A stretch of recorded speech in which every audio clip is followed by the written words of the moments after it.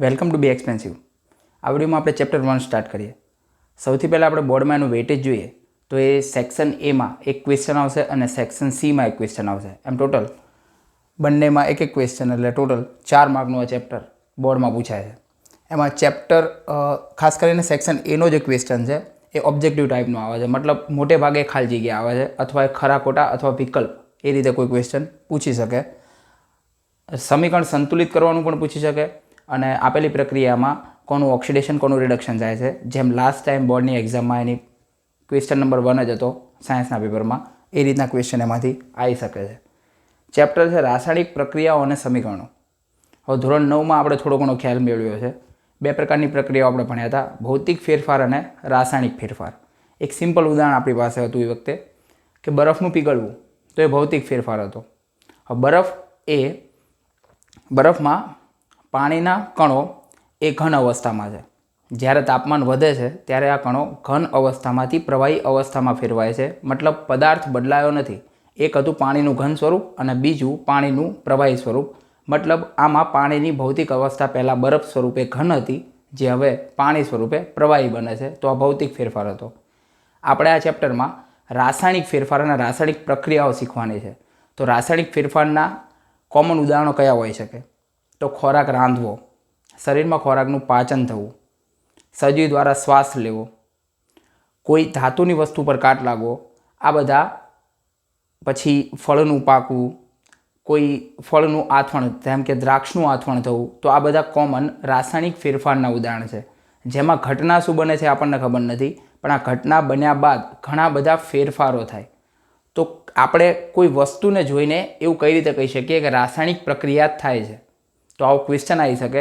અથવા રાસાયણિક પ્રક્રિયા સમજવા માટે આ થોડા મુદ્દા જરૂરી છે, જેમ કે કોઈ વસ્તુની અવસ્થા બદલાણી હોય, કોઈ વસ્તુના રંગમાં પરિવર્તન થાય, કોઈ પ્રક્રિયા બાદ એના તાપમાનમાં ફેરફાર થાય, કોઈ બે વસ્તુઓ વચ્ચે પ્રક્રિયા થવાથી નવો વાયુ ઉત્પન્ન થાય અથવા અવક્ષેપ ઉત્પન્ન થાય। આ 5 વસ્તુઓ જો આપણને ક્યાંય જોવા મળે તો આપણે એવું કહી શકીએ કે રાસાયણિક પ્રક્રિયા થઈ છે। હવે અવક્ષેપ શબ્દ નવો છે, જે આગળ આપણે આ રાસાયણિક પ્રક્રિયાના પ્રકારમાં શીખીશું। હવે એક વાત છે કે રાસાયણિક સમીકરણો। તો રાસાયણિક સમીકરણ શું હોય? તો આપણે વાત થઈ એમ કે પેલી 5 વસ્તુઓ દેખાય છે આપણને ક્યાંય, તો આપણે એવું કહી શકીએ કે રાસાયણિક પ્રક્રિયા થઈ। પણ આ રાસાયણિક પ્રક્રિયા મારે તમને કે બીજા કોઈને આપણે સમજાવી છે, તો એ સમજાવવું થોડું લાંબુ અને જટિલ થઈ જાય। તો આને ટૂંકમાં કેવી રીતે સમજાવી શકાય? તો આપણે એક કોમન ઉદાહરણ લઈએ, જેમ કે કોલસાનું દહન કરીએ। હવે કોઈ પણ વસ્તુનું દહન એટલે એને સળગાવવું, ઓક્સિજનની હાજરીમાં જ સળગે। તો આપણે કહીએ કે કોલસાનું દહન, કોલસામાં મૂળ સ્વરૂપે કાર્બન છે, તો કોલસાનું દહન કરીએ તો આપણને ખબર છે કે આપણને કાર્બન ડાયોક્સાઇડ વાયુ મળે। તો આ જે સ્વરૂપ લખ્યું એ રાસાયણિક પ્રક્રિયા દર્શાવે છે કે કોલસાનું દહન કરતાં કાર્બન ડાયોક્સાઇડ વાયુ ઉત્પન્ન થયો। આ રાસાયણિક પ્રક્રિયાને આપણે ટૂંકમાં સંકેત સ્વરૂપમાં લખી, તો આ જે સંકેત સ્વરૂપનું નિરૂપણ છે આને જ આપણે કહીશું રાસાયણિક સમીકરણ। તો વ્યાખ્યા ઘણી બધી બની છે કે રાસાયણિક સમીકરણની, કે રાસાયણિક પ્રક્રિયાને સાંકેતિક ભાષામાં દર્શાવીએ એ નિરૂપણને, એ રજૂઆતને આપણે રાસાયણિક સમીકરણ કહી શકીએ। હવે રાસાયણિક સમીકરણમાં જે બે વસ્તુએ પ્રક્રિયામાં ભાગ લીધો, મતલબ કાર્બન અને ઓક્સિજન, તો આ બંનેને આપણે પ્રક્રિયકો કહીશું, જે બંને રાસાયણિક પ્રક્રિયામાં ભાગ લે છે। અને આ બંને દ્વારા, આ બંને વચ્ચે રાસાયણિક પ્રક્રિયા થવાથી કાર્બન ડાયોક્સાઇડ વાયુ ઉત્પન્ન થાય છે, તો એને આપણે નિપજ કહીશું। તો આપણે કહી શકીએ કે જે પદાર્થો રાસાયણિક પ્રક્રિયામાં ભાગ લે છે એને પ્રક્રિયકો કહેવાય, અને જે પદાર્થો રાસાયણિક પ્રક્રિયાના અંતે ઉત્પન્ન થાય છે એને આપણે નિપજ કહી શકીએ। જો પ્રક્રિયકોની સંખ્યા વધારે હોય તો વચ્ચે પ્લસની નિશાની કરીશું। એવી રીતે જો નિપજ અહીંયા એક જ છે, કોઈ બીજી પ્રક્રિયામાં એકથી વધુ નિપજ મળે છે, તો ત્યાં પણ આપણે પ્લસની નિશાની કરીશું। ખાસ આ તીર છે, આ તીર હંમેશા આપણે જોઈએ કે ડાબી બાજુ પ્રક્રિયકો અને જમણી બાજુ હંમેશા નિપજો હશે। આ તીર હંમેશા પ્રક્રિયકથી નિપજ તરફ છે, અથવા એવું કહી શકીએ કે તીરની દિશા એ શું સૂચવે છે? તો તીરની દિશા એ પ્રક્રિયાની દિશા સૂચવે છે, મતલબ અહીંયા પ્રક્રિયા આ તરફ થઈ રહી છે। તો આપણે જોઈએ તો કાર્બન ઓક્સિજન બંને ભેગા થવાથી જ CO2 બન્યો છે। તો રાસાયણિક સમીકરણમાં તીરની દિશા એ પ્રક્રિયાની દિશા સૂચવે છે। આગળ આપણે બુકનું એક એક્ઝામ્પલ જોઈએ, જેમાં એવું છે કે મેગ્નેશિયમની પટ્ટીને હવામાં સળગાવતા મેગ્નેશિયમ ઓક્સાઇડ ઉત્પન્ન થાય છે. તો આપણે આગળ એક સમીકરણ જોયું એમ, મેગ્નેશિયમ એટલે Mg, હવામાં સળગાવતા તો ઓક્સિજનની હાજરીમાં એને સળગાવીએ તો મેગ્નેશિયમ ઓક્સાઇડ MgO. આ આપણે શીખ્યા છીએ કે મેગ્નેશિયમ લખીશું, ઓક્સાઇડ લખીશું, આની 2+ થશે, 2- થશે, એટલે બંનેના એક આવશે MgO. તો મેગ્નેશિયમની પટ્ટીને હવામાં સળગાવતા મેગ્નેશિયમ ઓક્સાઇડ ઉત્પન્ન થાય છે. હવે આ બંને પ્રક્રિયકો છે, આ નિપજ છે, તીરની દિશા સૂચવે છે કે પ્રક્રિયા આ બાજુથી આ તરફ થઈ રહી છે. હવે બીજું એક એક્ઝામ્પલ આપણે લખીએ.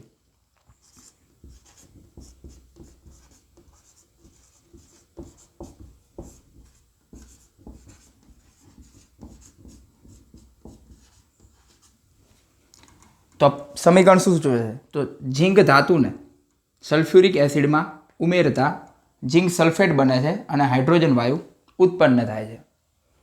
હવે બંને સમીકરણમાં ફેર શું? પહેલાં આપણે આ સમીકરણની વાત કરીએ તો આ સમીકરણમાંથી સેક્શન એમાં ઘણા બધા ક્વેશ્ચન પૂછાય છે. જેમ કે મેગ્નેશિયમની પટ્ટીનું દહન કરતાં મેગ્નેશિયમ ઓક્સાઇડ ઉત્પન્ન થયો તો ક્વેશ્ચન આવે મેગ્નેશિયમની પટ્ટી કયા રંગની હોય છે? તો સફેદ રંગ. ઓક્સાઇડનો રંગ કયો? તો સફેદ. જે રાખ મળે છે એ રાખ કયા રંગની? સફેદ. ટૂંકમાં મેગ્નેશિયમને લગતું સ્ટાન્ડર્ડ 10માં આપણા બોર્ડના પેપરમાં કોઈ પણ ક્વેશ્ચન આવે તો મેગ્નેશિયમને લગતા પદાર્થનો રંગ આપણે સફેદ લખીશું. હવે આપણે જોઈએ તો બંને સમીકરણોમાં અલગ શું છે? તો એ જોઈએ ઝીંક, તો આપણે મોલ ધોરણ 9માં શીખી ગયા. તો ઝીંક અથવા સંખ્યા જોઈએ તો ઝીંક 1 વપરાય છે, સામે 1 છે. હાઇડ્રોજન 2, તો અહીંયા પણ 2. સલ્ફર 1, ઓક્સિજન 4, તો ઓક્સિજન 4. મતલબ આ સમીકરણમાં બંને બાજુ ટૂંકમાં એવું કહી શકીએ કે પ્રક્રિયકમાં રહેલા પરમાણુઓની સંખ્યા અને નિપજમાં રહેલા પરમાણુઓની સંખ્યા સમાન છે. તો આને આપણે સમતોલિત સમીકરણ કહીશું. મતલબ આવા પ્રકારનું સમીકરણ જેમાં પ્રક્રિયકમાં રહેલા તત્વ અથવા પરમાણુઓની સંખ્યા અને નિપજમાં રહેલા તત્વ અને પરમાણુઓની સંખ્યા સામે બેલેન્સ હોય તો એવા સમીકરણને સમતોલિત રાસાયણિક સમીકરણ કહેવાશે. અહીંયા જોઈએ મેગ્નેશિયમ 1, તો અહીંયા પણ 1. ઓક્સિજન 2 વપરાય છે, જ્યારે ઓક્સિજન અહીંયા એક જ છે. ટૂંકમાં આ ઉપરના સમીકરણમાં પ્રક્રિયકમાં રહેલા પરમાણુઓની સંખ્યા અને નિપજમાં રહેલા પરમાણુઓની સંખ્યા સમાન નથી. તો આવા સમીકરણને આપણે કંકાલ રાસાયણિક સમીકરણ કહીશું.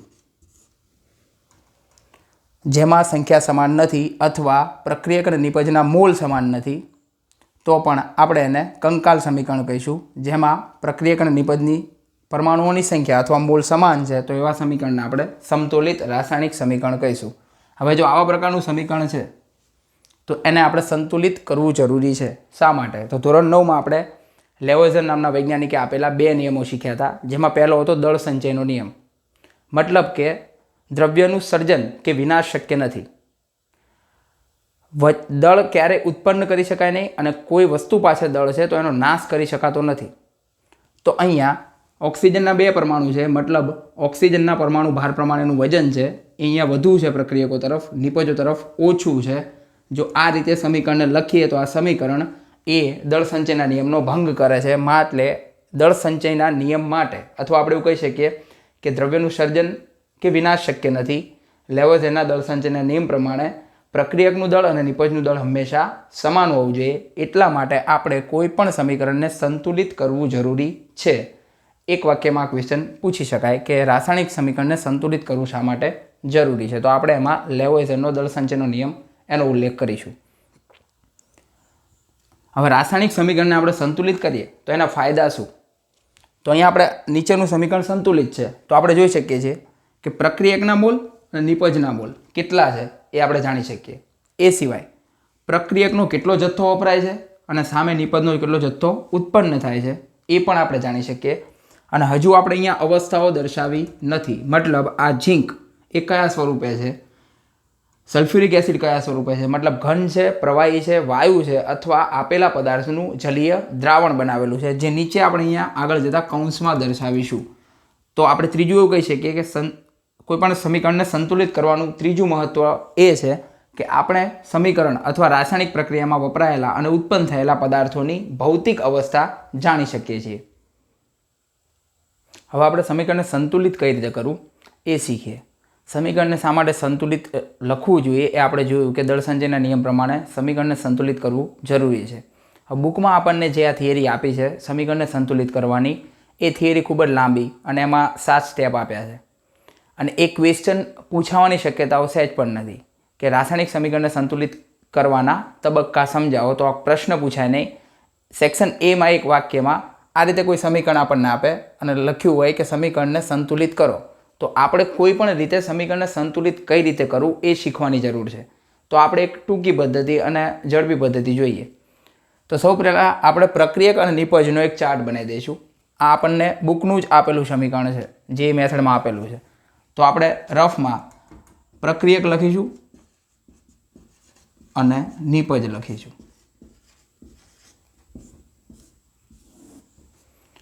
ત્યારબાદ પ્રક્રિયકમાં Fe છે, લોખંડ છે, અને નિપજમાં પણ Fe છે. જેટલા પદાર્થો વપરાયા છે એ જોઈ લઈએ આપણે તત્વ સ્વરૂપે. પછી છે હાઇડ્રોજન, ત્યારબાદ છે ઓક્સિજન. તો અહીંયા 3 પ્રકારના તત્વો છે. હવે પ્રક્રિયકમાં એની સંખ્યા કેટલી છે? તો Feની પ્રક્રિયકમાં સંખ્યા 1 છે, નિપજમાં એની સંખ્યા તો 3 છે, હાઇડ્રોજનની પ્રક્રિયકમાં સંખ્યા 2, નિપજમાં સંખ્યા તો એ પણ 2, ઓક્સિજન પ્રક્રિયકમાં 1 અને નિપજમાં તો અહીંયા Fe3O4માં 4. રફમાં આપણે આ રીતે લખી દઈશું. જેમાં પ્રેક્ટિસ આપણી થશે એમાં આપણે આવો કોઈ ચાર્ટ બનાવવાની પણ આગળ જતાં જરૂર નથી. તો સૌથી પહેલાં આપણે જોઈએ કે હાઇડ્રોજનની સંખ્યા બંને બાજુ સમાન છે, તો આને બેલેન્સ કરવાની કોઈ જરૂર નથી. ઓક્સિજનની સંખ્યા અને આયનની લોખંડની સંખ્યા અલગ અલગ છે. તો સૌ પહેલાં આપણે ઓક્સિજનની સંખ્યા બેલેન્સ કરીએ. તો પ્રક્રિયકમાં 1 જ ઓક્સિજન છે, જ્યારે નિપજમાં 4 ઓક્સિજન છે. તો પ્રક્રિયક બાજુ ઓક્સિજનને આપણે 4 ગણો એટલે 4 વડે ગુણી નાખીએ તો બંને બાજુ હવે ઓક્સિજનની સંખ્યા સમાન થાય. તો ઓક્સિજનને પ્રક્રિયકમાં આપણે 4 વડે ગુણ્યો છે, તો પ્રક્રિયકમાં ઓક્સિજન અહીંયા છે, તો આપણે લખીશું 4. હવે કરવાથી ઓક્સિજન બેલેન્સ થઈ ગયો છે. હવે થાય છે શું? તો હાઇડ્રોજન જે પહેલાં બેલેન્સમાં હતો એ બેલેન્સ હવે ચેન્જ થાય છે. હાઇડ્રોજન અહીંયા 4 ગુણ્યા 2 આ રીતે આપેલી સંખ્યાઓનો આપણે ગુણાકાર કરીશું. 4 ગુણ્યા 2 એટલે હાઇડ્રોજન અહીંયા 8 છે, જ્યારે હાઇડ્રોજન અહીંયા 2 જ છે. મતલબ આ ચેન્જ થયું, અહીંયા 8 થઈ ગયા અને સામે 2 છે. તો ફરીથી ઓક્સિજનમાં કર્યું એ રીતે હવે આને બેલેન્સ કરો, આપણે અહીં ગુણ્યા 4 કરી દઈએ તો આ પણ 8, આ પણ 8 થઈ જશે. નિપજમાં હાઇડ્રોજન તરફ 4, તો અહીંયા તો હવે જોઈએ બંને બાજુ હાઇડ્રોજન 4 ગુણ્યા 2 8, 4 ગુણ્યા 2 8, મતલબ હાઇડ્રોજન બેલેન્સ છે. હવે બાકી રહ્યું આયન. તો આયનમાં પ્રક્રિયક તરફ 1, નિપજ તરફ 3, તો અહીંયા એકદમ સિમ્પલ ગુણ્યા 3 કરી દઈએ. પ્રક્રિયક તરફ લોખંડના પરમાણુમાં 3 વડે ગુણી દઈએ એટલે અહીંયા 3. બધી જ વસ્તુ બેલેન્સ છે, મતલબ આ આપણો આન્સર થાય 3Fe plus 4H2O gives Fe3O4 plus 4H2. તો આપણે આ ટૂંકી મેથડથી સમીકરણોને સંતુલિત કરીશું. ત્યારબાદ આપણે આગળ કેટલાક બીજા ઉદાહરણ જોઈએ. તો અહીંયા છે H2 plus O2 gives H2O. તો આપણે એક બાજુ પ્રક્રિયક લખીશું, એક બાજુ નિપજ લખીશું. તો અહીંયા હાઇડ્રોજન અને ઓક્સિજન 2 જ તત્વો યુઝ થાય છે. તો આપણે અહીં રફમાં લખીશું હાઇડ્રોજન ઓક્સિજન. પહેલાં આપણે પ્રક્રિયકની લાઈન લખીશું, પછી નિપજની. પ્રક્રિયકમાં હાઇડ્રોજન 2, નિપજમાં પણ 2. ઓક્સિજન પ્રક્રિયકમાં 2, નિપજમાં 1. તો આ તો પહેલેથી બેલેન્સ જ છે ઓક્સિજન. તો અહીંયા આપણે જોઈએ તો અહીં ગુણ્યા 2 કરી શકીએ, મતલબ નિપજ તરફ ઓક્સિજનમાં ગુણ્યા 2 કરીએ તો આ કરવાથી ઓક્સિજન બેલેન્સ થઈ જાય છે. પછી આપણે અહીંયા ચેક કરીએ તો ઓક્સિજન 2, અહીંયા પણ 2. હાઇડ્રોજન માટે 2 ગુણ્યા 2 4, અહીંયા હાઇડ્રોજન છે 2, તો આપણે અહીંયા ખાલી 2 લગાવીએ. તો હવે આપણે જોઈએ તો આખું સમીકરણ બેલેન્સ છે, મતલબ 2H2 plus O2 gives 2H2O. આગળ બીજું સમીકરણ જોઈએ. નાઇટ્રોજન અને હાઇડ્રોજન વાયુ વચ્ચે પ્રક્રિયા થઈ અને એમોનિયા વાયુ ઉત્પન્ન થાય. તો આપણે આ રફકામ કરવાની જરૂર નથી, આપણે ઓરલી જોઈએ. તો અહીંયા નાઇટ્રોજન 2 છે, અહીંયા 1 છે, તો શરૂઆત આપણે અહીંયા 2 લગાવીને કરીએ, જેથી નાઇટ્રોજન 2, અહીંયા પણ નાઇટ્રોજન 2. હવે હાઇડ્રોજનનું બેલેન્સ ચેન્જ થાય છે. અહીંયા હાઇડ્રોજન 2, જ્યારે નિપજમાં હાઇડ્રોજન 3 ગુણ્યા 2 6 છે. અહીંયા છે 2, મતલબ આપણે 6 કરવા આગળ 3 લગાવીશું. પછી આપણે છેલ્લે એકવાર ચેક કરી લઈએ તો નાઇટ્રોજન 2 બંને તરફ, હાઇડ્રોજન 3 ગુણ્યા 2 6, હાઇડ્રોજન 2 ગુણ્યા 3 6. તો આ બેલેન્સ છે સમીકરણ. આગળનું સમીકરણ જોઈએ. મેંગેનીઝ ઓક્સાઇડ અને હાઇડ્રોક્લોરિક એસિડ વચ્ચેની પ્રક્રિયાથી મેંગેનીઝ ક્લોરાઇડ, પાણી અને ક્લોરીન વાયુ ઉત્પન્ન થાય. તો અહીં આપણે જોઈએ Mn બંને બાજુ 1 1, ઓક્સિજન અહીંયા 2, અહીંયા 1. તો પહેલાં આપણે અહીંયા 2 લગાવીશું, જેથી ઓક્સિજન 2 અહીંયા થઈ જશે નિપજમાં, પ્રક્રિયકમાં પણ 2, એટલે ઓક્સિજન બેલેન્સ. આગળ આપણે જોઈએ તો હાઇડ્રોજન અહીંયા 1 અને અહીંયા 2 લગાવવાથી હાઇડ્રોજન હવે 2 ગુણ્યા 2 4 થઈ જાય છે. તો અહીંયા બેલેન્સ કરવા આપણે 4 કરી દઈશું, જેથી અહીંયા 4 હાઇડ્રોજન, નિપજમાં પણ 4 હાઇડ્રોજન. હવે આગળ જોઈએ આપણે તો ક્લોરીન 4 અને સામે 2 ક્લોરીન અહીંયા, 2 ક્લોરીન અહીંયા 4, મતલબ આ સમીકરણ બેલેન્સ છે. છેલ્લું સમીકરણ એક જોઈએ. એલ્યુમિનિયમની Fe3O4 સાથેની પ્રક્રિયાથી એલ્યુમિનિયમ ઓક્સાઇડ અને લોખંડ પ્રવાહી સ્વરૂપે ધાતુ સ્વરૂપે મળે. આ પ્રક્રિયા છે થર્મિટ પ્રક્રિયા, જે આગળ આપણે ચેપ્ટરમાં આવશે. તો અહીંયા આપણે જોઈએ તો એલ્યુમિનિયમ બેલેન્સ છે. એ પહેલાં આપણે બંને તરફ ઓક્સિજન જોઈએ. ઓક્સિજન અહીંયા 4 છે પ્રક્રિયકમાં, નિપજમાં 3 છે. તો 4 અને 3નું બેલેન્સ થવાનું નથી. મતલબ આપણે મેથ્સમાં જેમ કરીએ એમ સમીકરણ સંતુલિત કરતી વખતે તો એનો સામાસામી ગુણાકાર કરીએ, ક્રોસ ગુણાકાર. તો અહીંયા 4 છે તો એ 4 અહીંયા ગુણી દઈએ અને આ 3ને અહીંયા ગુણી દઈએ. જેમાં ઓક્સિજન રહેલો છે એવા રાસાયણિક પદાર્થની આપણે વાત કરીએ છીએ. તો બંને બાજુ ઓક્સિજનની ગણતરી કરીએ તો 4 ગુણ્યા 3 12, પ્રક્રિયક તરફ, નિપજ તરફ 4 ગુણ્યા 3 12. તો ઓક્સિજન બેલેન્સ છે. હવે ઓક્સિજન બેલેન્સ છે. એલ્યુમિનિયમ જોઈએ, અહીંયા 1, અહીંયા 4 ગુણ્યા 2 8 એલ્યુમિનિયમ, તો અહીંયા આપણે કરી દઈશું 8. બંને તરફ એલ્યુમિનિયમ બેલેન્સ થઈ જાય. હવે વધ્યું આયન Fe. તો Fe અહીંયા 3 ગુણ્યા 3 9, અહીંયા Fe 1 જ છે, તો અહીંયા લગાવી દઈશું આપણે 9. તો આ સમીકરણ હવે બેલેન્સ છે. આમ સમીકરણોની આપણે પ્રેક્ટિસ કરીશું સંતુલિત કરવાના.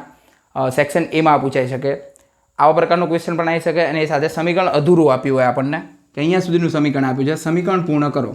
તો આ આખું ચેપ્ટર આપણે ભણી લઈએ અને કેમેસ્ટ્રીના આગળના ચેપ્ટર પણ ભણીએ તો થોડી રાસાયણિક પ્રક્રિયાઓની સમજ મળે, પછી એ ક્વેશ્ચનો આપણને આવડશે. તો અત્યારે આપણે એનું ટેન્શન કે એવું કંઈ લેવાની જરૂર નથી. સમીકરણો બેલેન્સ કરવાની ખાલી આપણે પ્રેક્ટિસ કરીએ. આ ચેપ્ટરમાં આગળ રાસાયણિક પ્રક્રિયાઓના પ્રકાર છે, જે 5 પ્રકારની છે: સંયોગીકરણ, વિઘટન, વિસ્થાપન, દ્વિવિસ્થાપન અને રેડોક્સ પ્રક્રિયા, એટલે કે ઓક્સિડેશન રિડક્શન પ્રક્રિયા. અને ત્યાર પછી 2 નાની થિયરી છે, ધાતુનું ક્ષારણ અને ખોરાપણું. નેક્સ્ટ વિડીયોમાં આપણે રાસાયણિક પ્રક્રિયાઓના પ્રકારના શરૂઆતના કેટલાક તબક્કાઓ ભણીશું. ફરી મળીએ.